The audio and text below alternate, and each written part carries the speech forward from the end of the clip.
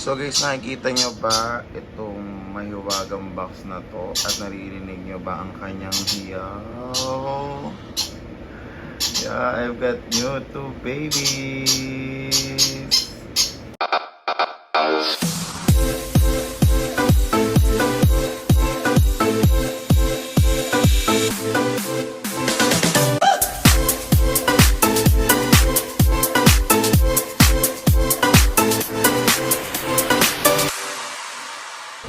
What's up mga kapokol? And syempre nandito tayo sa unit namin dito sa Pasig City. And syempre kasama ko ang aking boyfriend. Yes!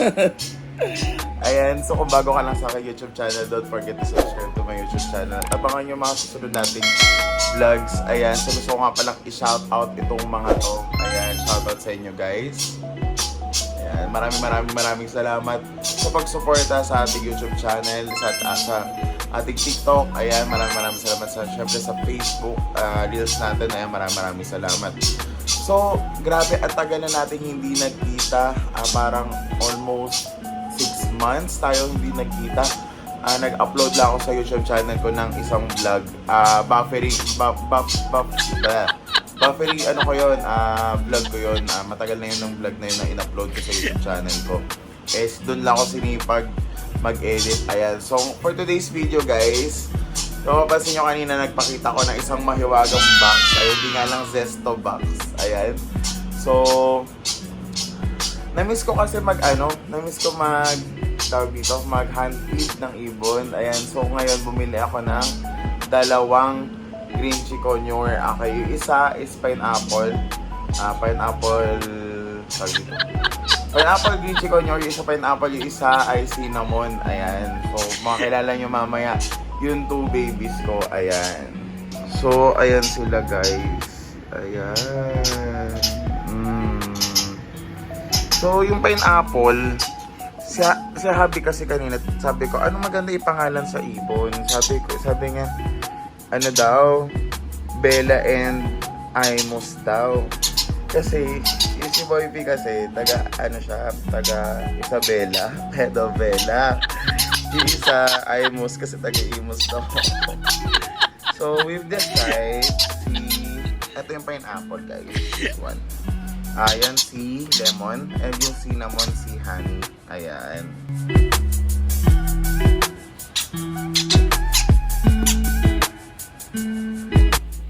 So, ito ay si Honey. At ito naman ay si Lemon. Pineapple yan guys. Ayan. So, ayan sila guys. So, bago nyo, pagkakuha nyo ng ibon, always i-check nyo dyan guys ay yung beak nila, yung eyes, kung bulag o hindi, yung paa nila, yung back part, check nyo yan lagi. Tsaka wings, kung may wing injury. Yan. So, ayun na, lilipad na siya.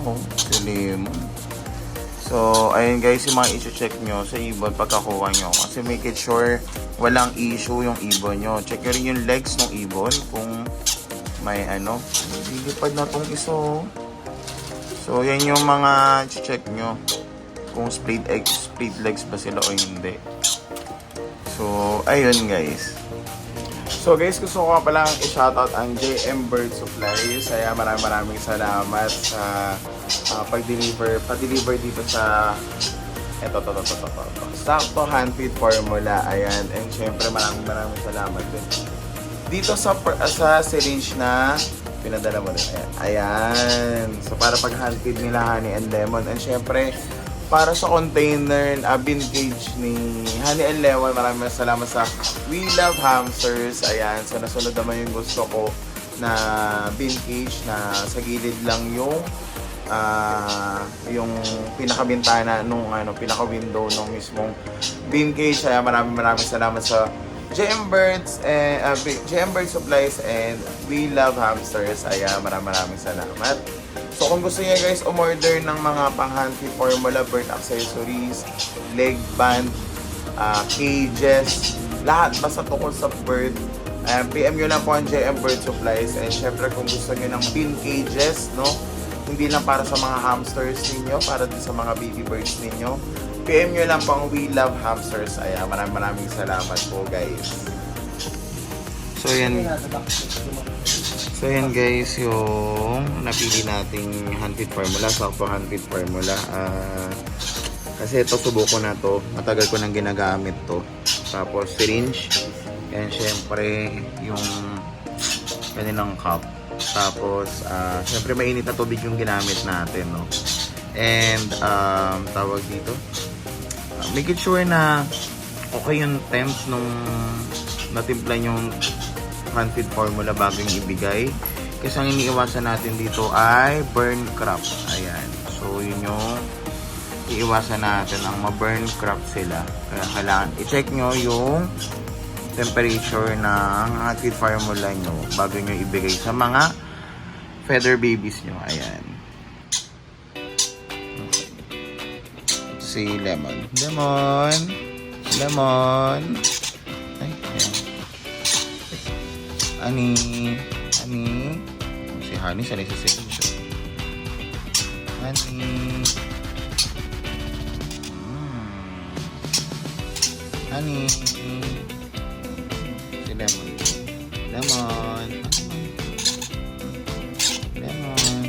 Ay. Ito si Lemon. Lemon. Come. Ay. Lemon. So, bibigyan nyo siya, bawat bigyan nyo ng food, tawagan mo sa pangalan para alam nyo kung sino siya. Kunyari, for example, ito, si Lemon.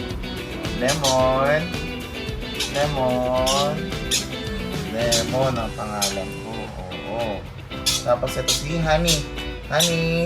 Ito sanay sa sinisyo. Honey. Lemon.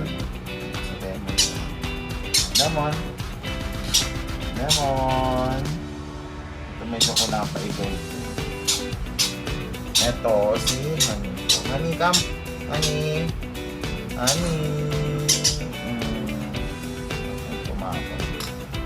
Mapo na.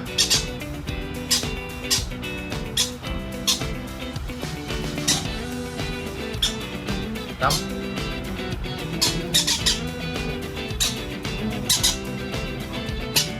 So, ganyan ang pag-handfeed guys.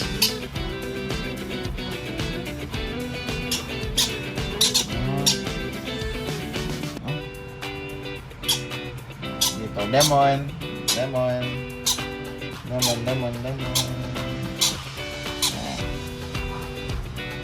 Ito bantayan talaga ito. Honey. Si Honey sanay. Honey.